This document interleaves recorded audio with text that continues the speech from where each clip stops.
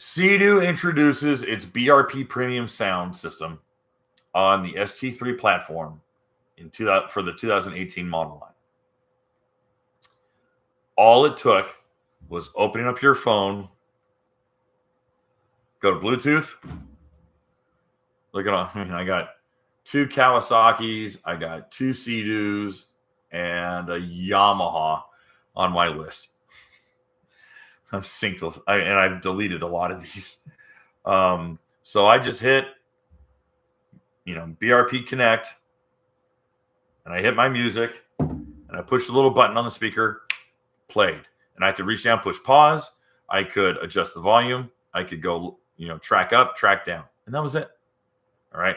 I kind of wish I didn't have to reach down. I kind of wish I could do it on handlebars, but it was all right there. It was easy. All right. Never had a problem syncing my phone to the speakers. And I've synced this phone to probably half a dozen Sea-Doos in the last, probably more than that, probably 8 Sea-Doos in the last 3 years. And I'm like, sound system's great. And I told everybody that if you're going to buy a Sea-Doo, buy it with the BRP premium audio. I'm like, it's great. It's awesome. Sounds great. Yeah, over 60 miles an hour, it drowns out. Well, Yamaha, every sound system Yamaha put out, over 60 miles an hour, it drowns out. The new 4S on the Cowie, around 65, and then it drowns out. But then, of course, you got the sound of the supercharger, and you're like, you know what? I'd rather just listen to the engine. But in reviewing sound systems, the Cowie held on a little bit stronger. Okay, great. Well, all that stuff, okay, great. Sound systems, fun. Listen to your music. Awesome. I'll put on Pennywise. I'll put on Rancid. Great. Listen to something fun.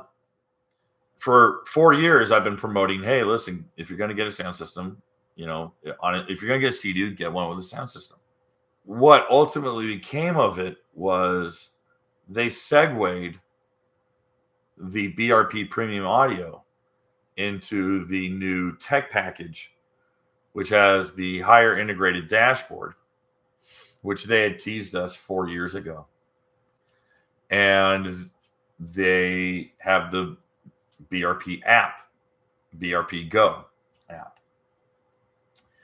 And that is when the trouble began. Because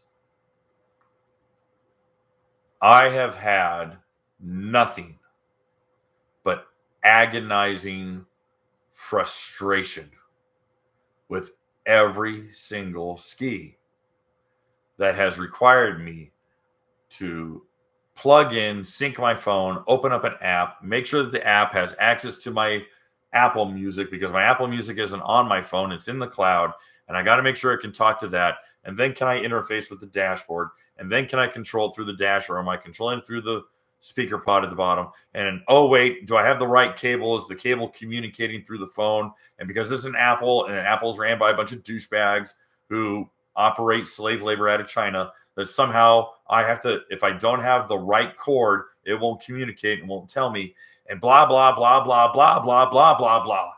And it becomes a freaking nightmare. And if I'm ever going through a no wake zone and I want to open up my phone and see who texts me, and I check the text, then I bounce out of the BRP app, and suddenly my music turns off, and now I can't get my music to sync back in. And now I'm like, why am I effing bothering with this?